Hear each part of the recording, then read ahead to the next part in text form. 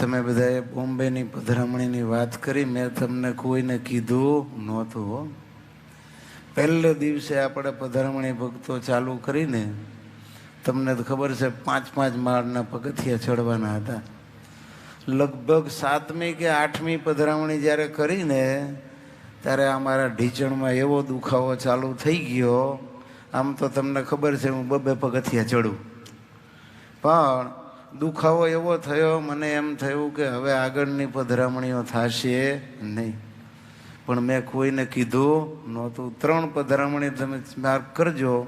1 પગથિયા ઉપર 2 પગ મૂકીને હું ઉતરતો હતો, 1 પગથિયા ઉપર 2 પગ મૂકીને ઉતરતો. 2 પગથિયાને બદલે એ વખતે સ્વામીજીને મેં પ્રાર્થના કરી કે સ્વામી, આ બધા હરિભક્તોએ તો પધરામણીના શિડ્યુલ ગોઠવીને રાખ્યા છે અને મારો પગ તો કામ આપતો નથી.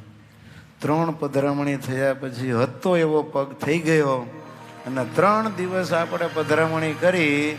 કોઈને મેં સંતોને કીધું, તમને કોઈને કીધું નહોતું. અને છેલ્લી પધરામણી કરી ત્યાં સુધી ડાબા ઢીચણમાં મને કોઈ તકલીફ કે દુખાવાની જરા પણ ખબર પડી નહીં. તો આ બધા કાર્યોમાં આપણે નથી જોતા કે સ્વામી અને ભગવાન જ આપણને સહાયરૂપ થાય અને તો જ આ કાર્યો છે એ સક્સેસ થાય. હું પહેલાં પણ કહેતો હતો અને આજે પણ કહું છું કે શાસ્ત્રી સ્વામી તો પહેલાં હતા એના એ છે, એમાં કોઈ ચેન્જીસ થયા નથી. જે કાંઈ થાય છે, કોઈ એમ કે સ્વામી આશીર્વાદ આપ્યા આ કંઈ કામ થયા, એ જે કંઈ કદાચ થતું હોય તો એમાં હું કાંઈ કરતો નથી.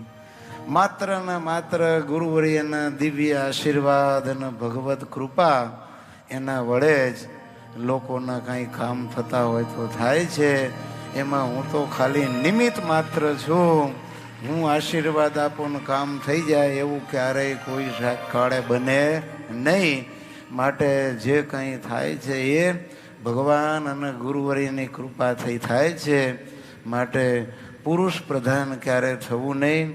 ભગવાન અને ગુરુવર્યનો મહિમા સમજવો કે એમની કૃપા અને એમના આશીર્વાદથી જ આ બધું કદાચ સ્વામી આશીર્વાદ આપતા હોય તો થાય છે.